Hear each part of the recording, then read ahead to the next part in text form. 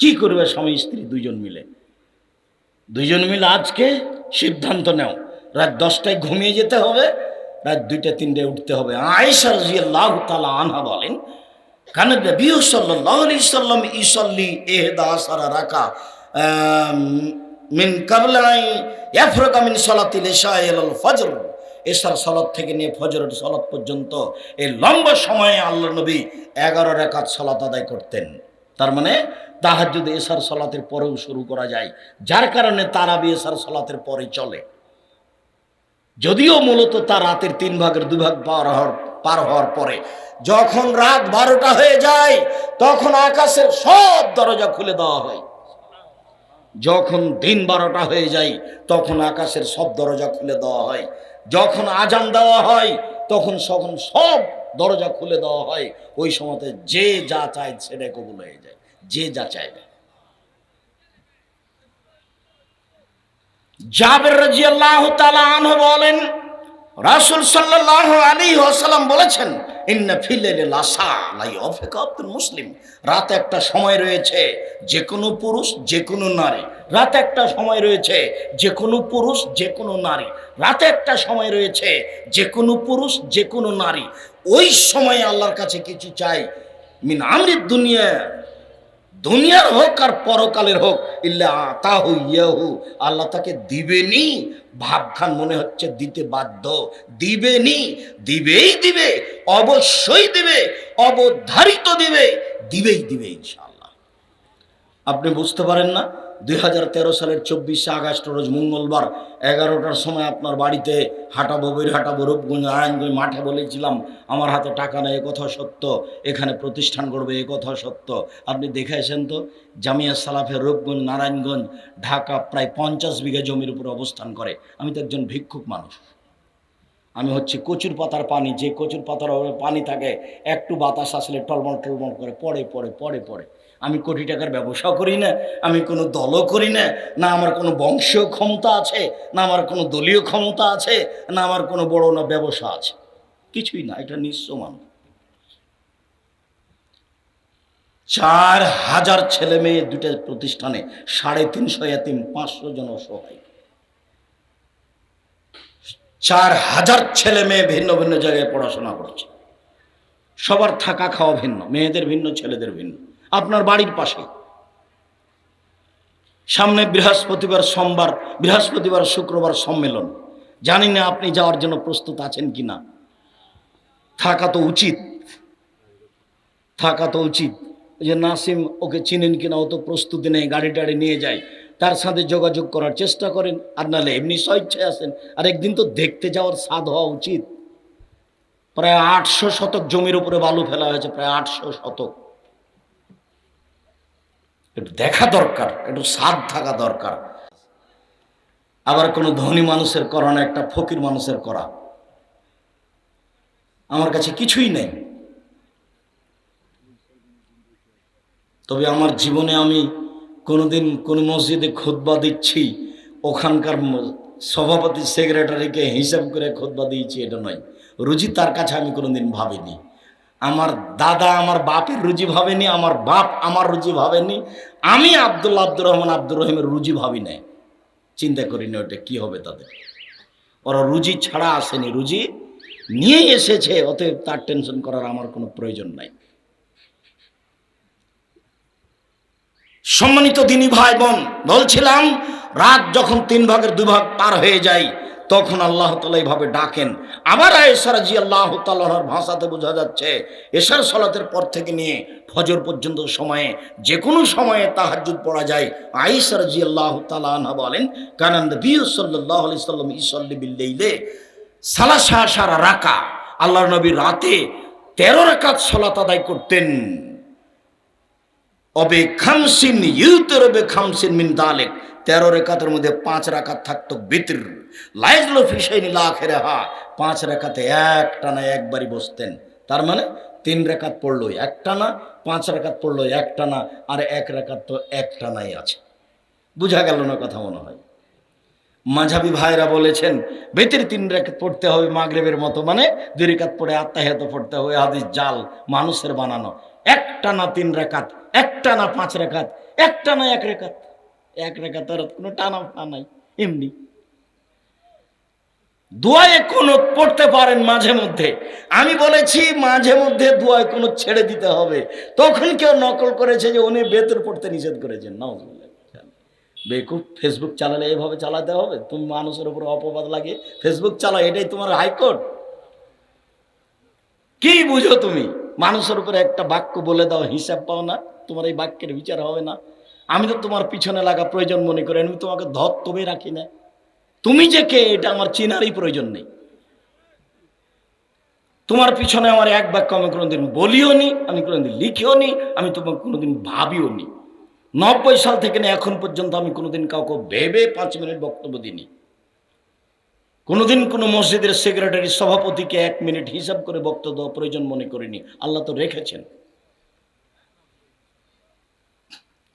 উবাদা ইবনে সামিত রাদিয়াল্লাহু তাআলা আনহু বলেন, রাসূল সাল্লাল্লাহু আলাইহি ওয়াসাল্লাম বলেছেন, মান তারা মিনাল লাইলি সুম্মা ক্বালা, কেউ যদি রাতে উঠে যদি বলে লা ইলাহা ইল্লাল্লাহু ওয়াহদাহু লা শারীকা লাহু লাহুল মুলকু ওয়া লাহুল হামদু ওয়া হুয়া আলা কুল্লি শাইইন কাদির, আল্লাহ ছাড়া কোনো মাবুদ নাই, তার কোনো শরীক নাই, প্রশংসা তার, রাজত্ব তার, শরীকবিহীন তিনি সর্বশক্তির মালিক।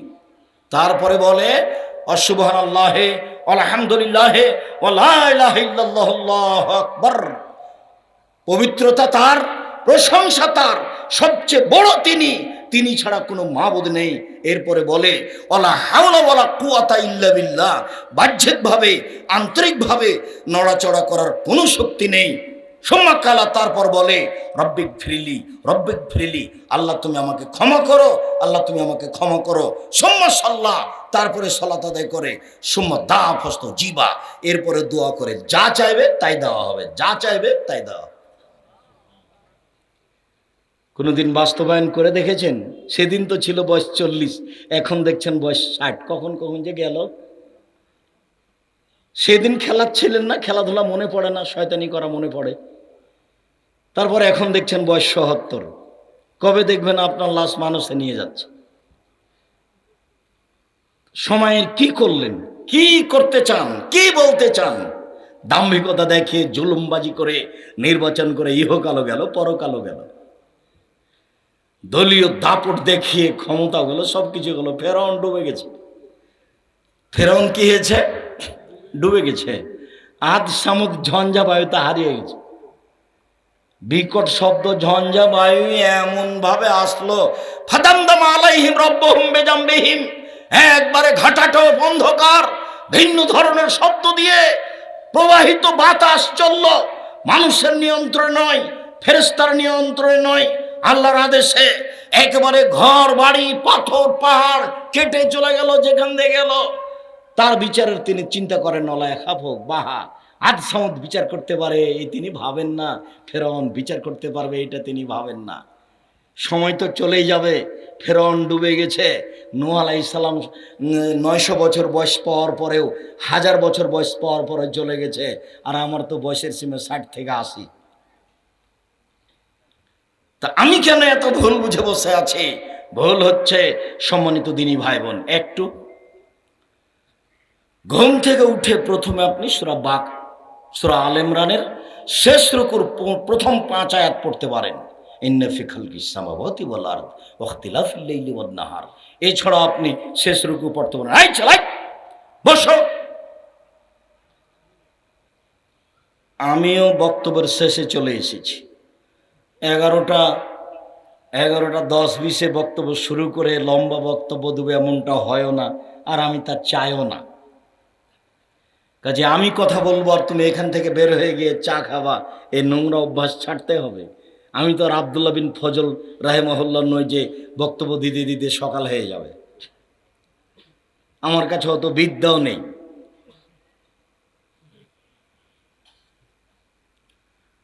আব্দুল্লাহ ইবনে আমর ইবনে আস রাদিয়াল্লাহু তাআলা আনহু বলেন, রাসূল সাল্লাল্লাহু আলাইহি ওয়াসাল্লাম বলেছেন, মান কামা বিআশরি আয়াত লাম ইউক্তাব মিনাল গাফিলিন, কেউ যদি রাতে উঠে 10 আয়াত পড়ে, কেউ যদি রাতে উঠে 2 রাকাত সালাত আদায় করে 10 আয়াত পড়ে, তাহলে সে গাফেলদের অন্তর্ভুক্ত হবে না।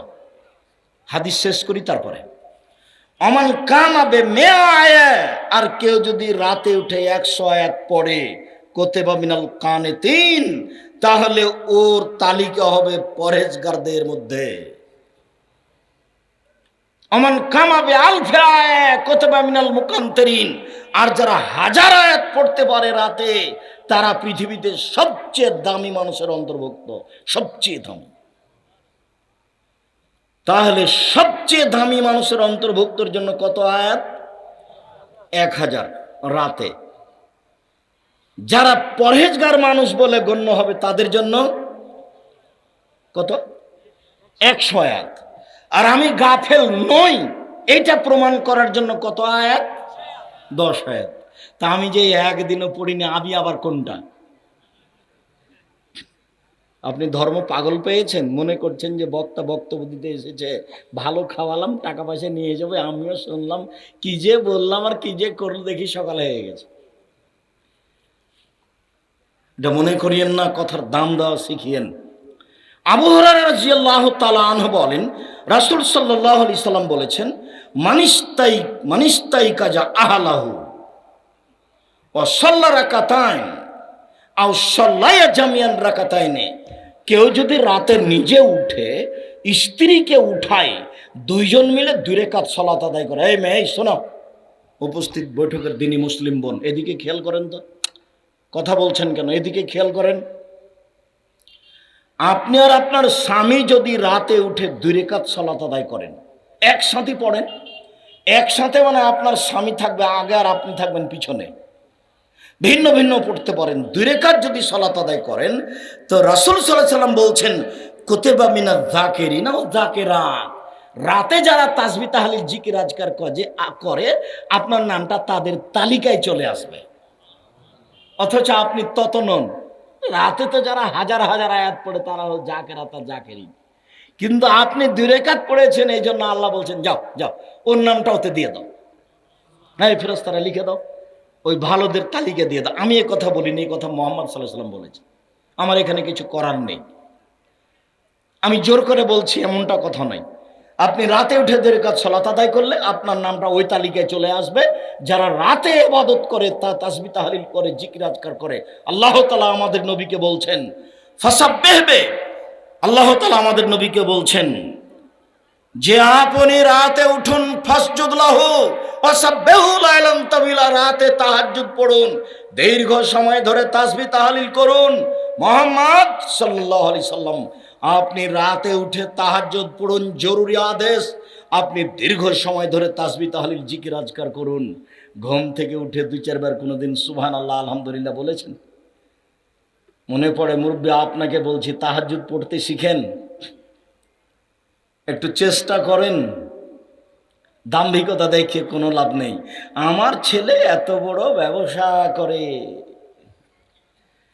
আমার ছেলে কোটি টাকা ইনকাম করে, আমার বৌমা ঢাকা বিশ্ববিদ্যালয়ে শিক্ষকতা করে, একদিনই পুরো কোরআন মাজিদ পড়বে, রাতে সিদ্ধান্ত নিয়েছে। আজ থেকে 11 রাকাত সালাত আদায় করবে, সিদ্ধান্ত নিয়েছে। আজকে একবারে সূরা বাকারা পড়বে, সিদ্ধান্ত নিয়েছে। তখন আল্লাহ রাসূল বলছেন, না না না না না, অল্প করে পড়ো। কেন? আহাব্বুল আমাল ইলাল্লাহি আদওয়াইন কাল্লা, আল্লাহর কাছে সবচেয়ে প্রিয় আমল ওইটা যেটা একেবারেই কম কিন্তু চলমান আছে। তাহলে আমরা রাতে সালাত আদায়ের জন্য অন্তত আরম্ভ করি কি দিয়ে করব? 2 রাকাত দিয়ে অন্তত চালু করি। গল্প করতে করতে যখন ঘুমাতে যাচ্ছি তখন অজু করে 2 রাকাত পড়ে নি, এটা কিন্তু খুব কষ্টকর। শয়তান বলছে এই পড়বি না, এই পড়বি না, আর আপনি বলছেন একটু পড়ি। আর শয়তান ভিতরে আছে না, নাফস নাম হচ্ছে নাফস, ইন্না নাফসালা আমারাতু বিসসুয়ে, মানুষের মন মানুষকে পাপের আদেশ করে। দেখতে পান না ছেলেটা কেমন করে মাথার চুল ছোট করে রেখেছে, ওপরেটা ছাতা মনে হচ্ছে, ও পশু হয়ে গেছে, ও ইহুদি খ্রিস্টানদের অনুসরণ করে। প্যান্টটা টাকনোর নিচে আছে, ও পশু হয়ে গেছে, হিসাব নিকাশ নাই, এমনিতেই চলে গরু ছাগলের মতো।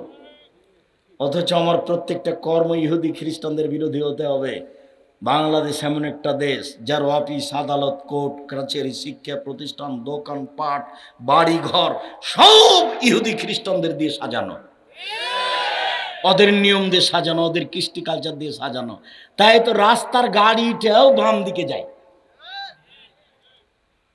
সৌদি আরবে যান গাড়ি ডান দিকে যায়, আর বাংলাদেশে গাড়ি কোন দিকে যায়? বাম দিকে যায়। সবটাই উল্টা। খাতা খান বানা আছে ইহুদিদের নীতিতে। আমি যখন শক্তভাবে বলেছি, কাজী সাহেব আপনি যে খাতাতে 4 জন সাক্ষী দিয়ে রেখেছেন, তা আপনি বিবাহ মানে কি জেনা প্রমাণ করছেন নাকি? তা আপনার খাতায় 4 জন সাক্ষী কেন? খাতাটা দিয়ে টয়লেট পেপার হিসাবে ব্যবহার করতে হবে। তখন কাজী সাহেব এমন খেপে গেছে, হ্যাঁ আপনি এই কথা বলেন মানে? আমি দুঃখিত, আমি কোনোদিনও অপ্রয়োজনীয় বাক্য বলিনি। বিবাহতে 2 জন সাক্ষী লাগে, কিন্তু আপনার খাতাতে কয়জন সাক্ষী আছে? 4 জন। আবার বলছে মহিলাদের পক্ষ থেকে 2, ছেলেদের পক্ষ থেকে 2, মানে গন্ডগোল এখনই লাগাচ্ছে।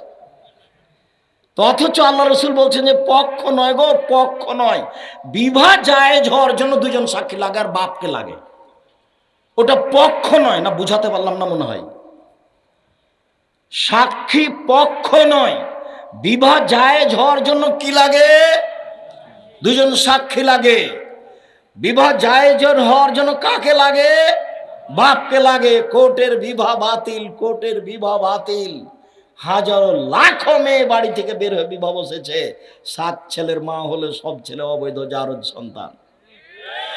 ছেলেকে বৈধ করতে হলে আবার বাপকে বিবাহ পড়াতে হবে। আব্দুর রাজ্জাক সাহেব, আমার বাপ মারা গেছে, আমরা বের হয়ে বিবাহ বসেছিলাম, তাহলে তোমার ভাইকে দিয়ে বিবাহ পড়াও, তোমার চাচাকে নিয়ে আসো, কালকে আসো জামিয়া সালাফের রূপগঞ্জ নারায়ণ ঢাকায়, আমি তোমার বিবাহ পড়িয়ে দেবো, তোমার ভাইকে নিয়ে আসো।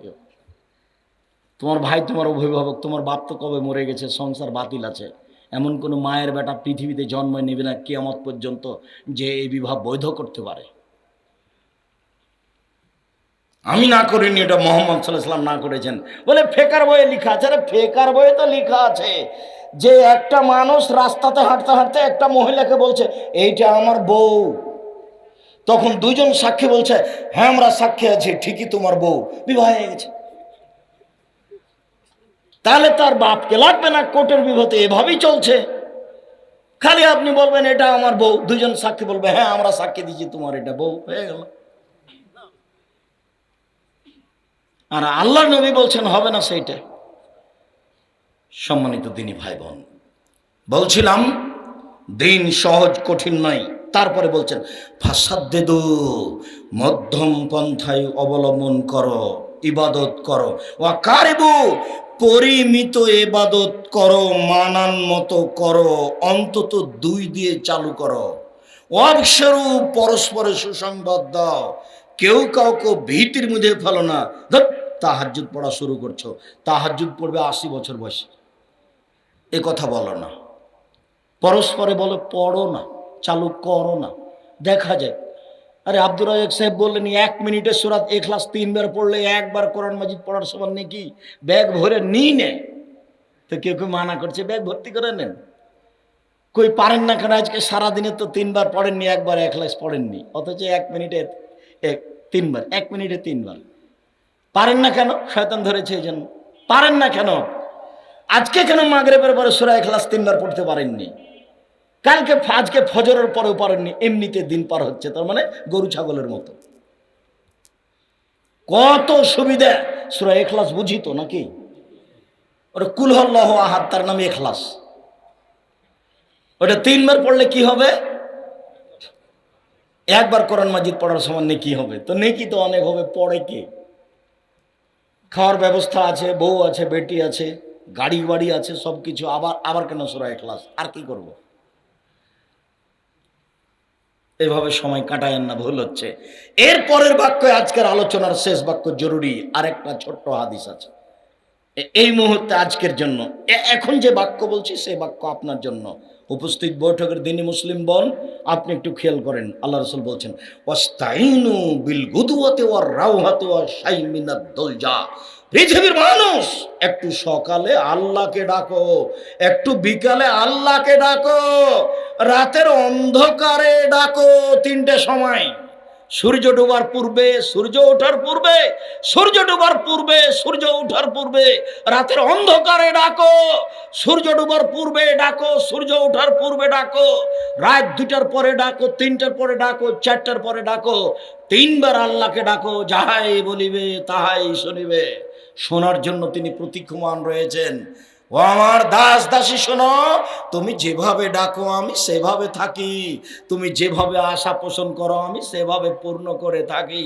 আদমের ছেলে মেয়ে শোনো, তুমি যেভাবে ডাকো আমি সেভাবে থাকি, তুমি যেভাবে আশা পোষণ করো সেভাবে আমি পূর্ণ করে থাকি। আদমের ছেলে মেয়ে শোনো, আমার কাছে সবচেয়ে প্রিয় কাজ হচ্ছে চাওয়া। আমার কাছে চাইলেই খুশি হই আমি। শোনো, হজ করো কষ্ট করে, 4 লক্ষ টাকা খরচ করে, আমাকে অত ভালো লাগে না।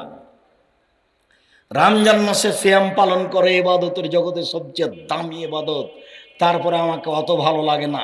5 ওয়াক্ত সালাত আদায় করো, ইবাদতের জগতে ভিন্ন ধরনের ব্যতিক্রম ইবাদত সালাত, ওটা নাই, তখন কিছুই নেই, এরপরে আমাকে অত ভালো লাগে না। যখন তুমি আমাকে বলো যে আল্লাহ আমার ভ্যানটা ঠিক করে দাও, তখন আমি খুশি হয়ে যাই। ঠিক বলেছি, ঠিক বলেছি। আমি তোমার ভ্যান ঠিক করতে পারি, পৃথিবীর কেউ পারে না। বাক্যটা এভাবে, লাইসা শাইউন আকরামু ইনদাল্লাহি মিনাস সাওয়ালি মিনাদ দুআ। দুয়ার চেয়ে, চাওয়ার চেয়ে আল্লাহর কাছে পৃথিবীতে কোনো বস্তু প্রিয় নেই।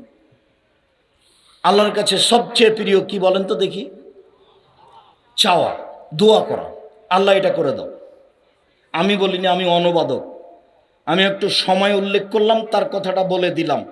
সেটা হলো সূর্য ডুবার আগে। এটা খুব কঠিন। কেন? এটাই তো আড্ডা পিটার সময়।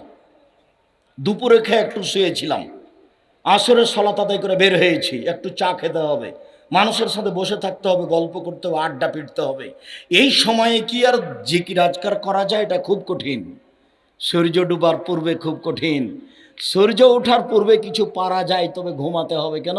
রাত 2টায় ঘুমিয়েছি, এখন ফজরের সালাত আদায় করেছি, কোনো রকমে ধনী মানুষ, এখন ঘুমিয়ে যাব, 10টায় উঠব। ফজরের সালাতের পরে ঘুমিয়ে যাব, কটায় উঠব?